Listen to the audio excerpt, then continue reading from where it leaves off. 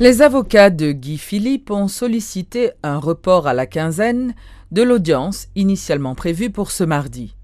En effet, à la demande du commissaire du gouvernement de Jérémy, Roosevelt Zamor, le candidat au Sénat, Guy Philippe, était invité en tant que citoyen au parquet de Jérémy dans le cadre de l'enquête sur l'attaque contre le commissariat des Cailles.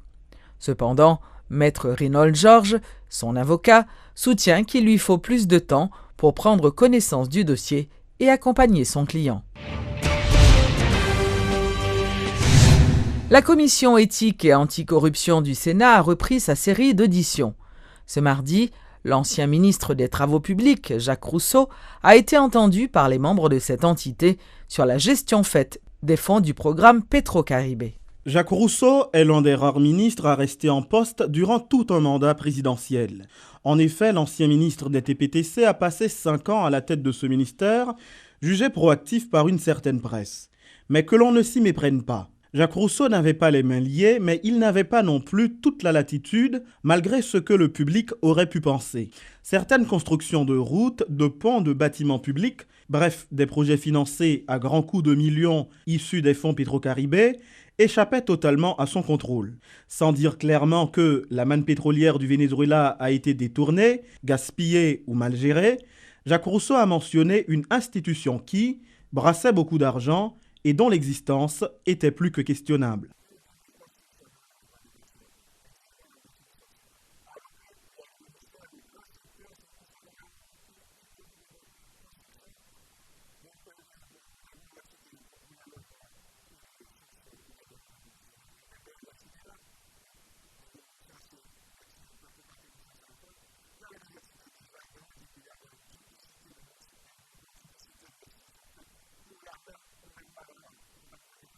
Pour la commission sénatoriale d'enquête, les doutes deviennent désormais certitudes. En effet, selon Yuri Latortue, de 2008 à 2016, le programme Petro-Caribé a souffert d'une mauvaise gestion totale. Donc, les administrations Préval et Martelly paraissent en fâcheuse posture. Yuri Latortue.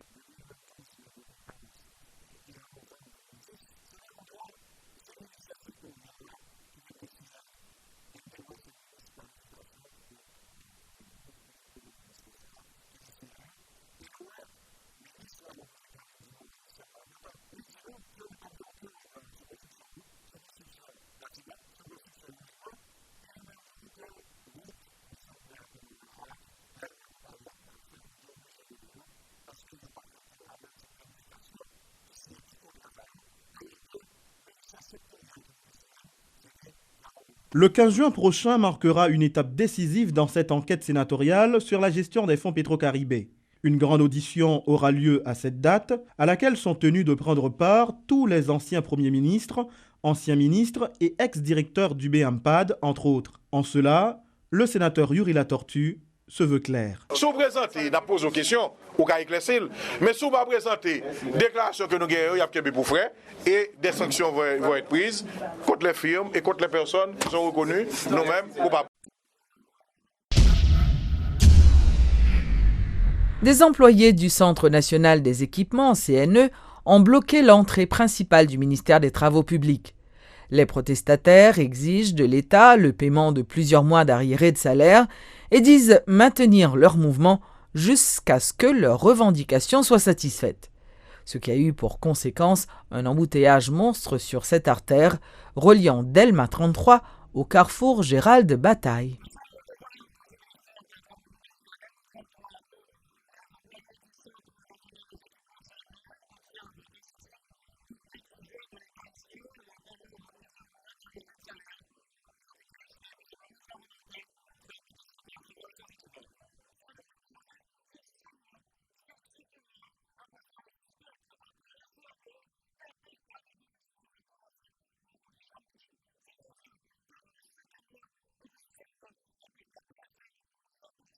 Et au-delà de cette situation qu'ils qualifient d'injuste, les protestataires en ont également profité pour réclamer leur nomination.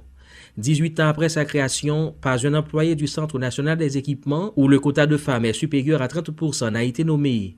Telle cette conductrice de poids lourd contractuelle au CNE depuis 6 ans.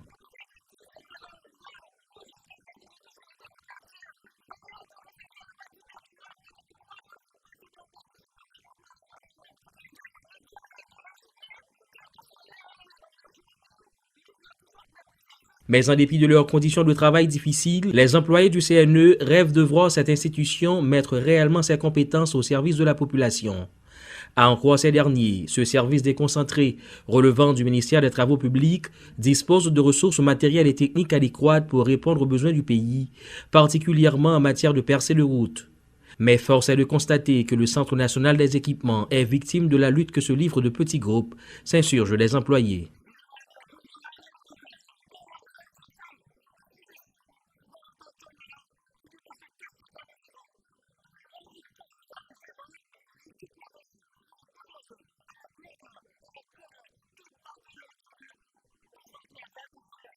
Jusqu'au 26 juillet 2004, le Centre national des équipements, le CNE, était une institution de pure fait. Il a fallu attendre le décret du 7 juillet 2004, paru dans le Moniteur numéro 47, pour voir le CNE être doté d'un statut juridique très limité. En effet, ce décret n'a pas formellement créé le CNE. Il semble avoir pris acte de l'existence de fait de cette institution en définissant la nature juridique et son lien de rattachement à une autre institution hiérarchiquement plus élevée.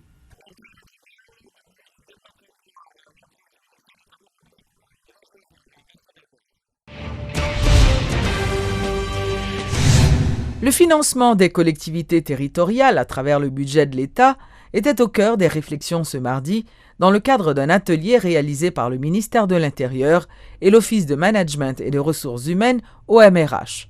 Cette initiative doit renforcer les capacités financières des collectivités au bénéfice des citoyens.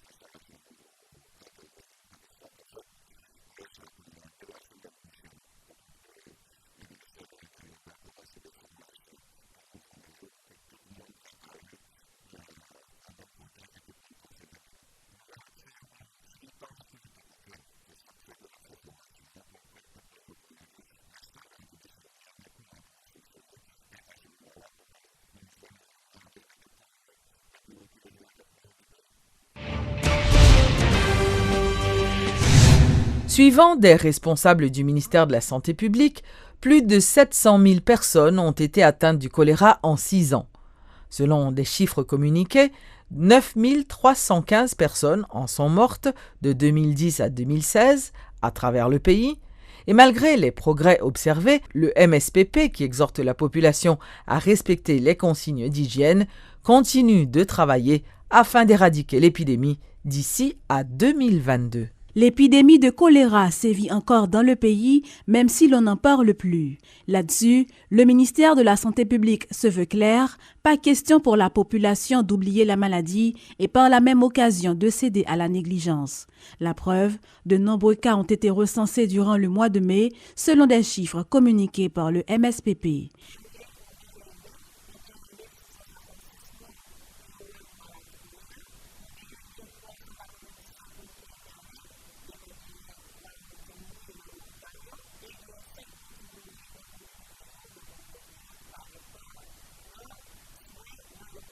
Voilà ce qui préoccupe les autorités sanitaires. Certes, des progrès ont été constatés dans la lutte contre la maladie, mais beaucoup reste encore à faire en vue de l'éradiquer complètement dans le pays.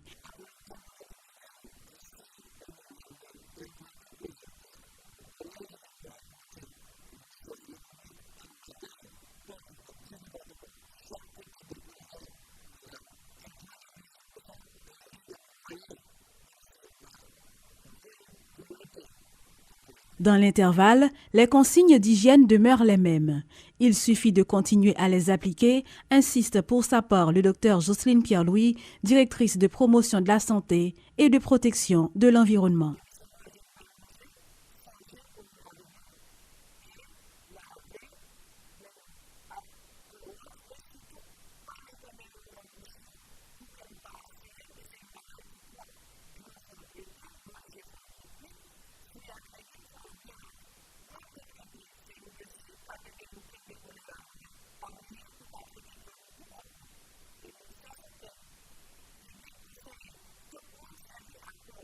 Une simple négligence peut entraîner la mort, d'où la nécessité pour la population d'être prudente et vigilante tout en respectant les mesures d'hygiène. Pour l'heure, 4 départements sont en état d'alerte, le centre, le nord, le nord-ouest et l'ouest. Rappelons que de 2010 à 2016, 780 264 personnes ont été touchées par le choléra et 9 315 en sont décédées. L'organisation internationale World Vision a effectué les 19 et 20 mai dernier une mission au plateau central. L'ONG, qui a déjà construit 165 pompes à bras, installé plus d'une dizaine de fontaines, 65 pompes submersibles et capté 64 sources d'eau, voulait permettre aux membres de la presse de se faire une meilleure idée du travail effectué dans cette région du pays. Au niveau plateau central, World Vision est engagé dans accompagner la communauté dans les affaires WASH, qui c'est eau, assainissement, hygiène. Il y a une étude l'État haïtien a menée, dont le résultat est sorti dans EMUS, qui montrait fragilité, vulnérabilité, timounio, état santé et vraiment en danger. Et par rapport à ça, il y a un élément essentiel qui cause timounio vraiment malade, c'est qualité de l'eau. Dans une approche participative côté World Vision Techita avec la communauté, et on détermine ensemble qui meilleur moyen sont capables de mettre de l'eau au profit de la communauté, au profit de Timounio, au profit de famille. Et c'est ainsi que il y a un forage qui est réalisé. Là-dedans, il y a une pompe submersible qui est alimentée par une génératrice. Et pompe submersible, ça facilite que l'eau arrive dans le réservoir, qui c'est un réservoir de 12 000 gallons qui permettent plusieurs familles dans la communauté à bénéficier de l'eau à travers un système d'adduction dans plusieurs bonnes fontaines qui permettent Timounio, pas aller trop loin pour être capable de joindre de l'eau pour boire, les diminuer le harcèlement sexuel qui est capable de faire sous les mesdames. Troisièmement, les permettre de l'eau disponible et accessible dans la zone.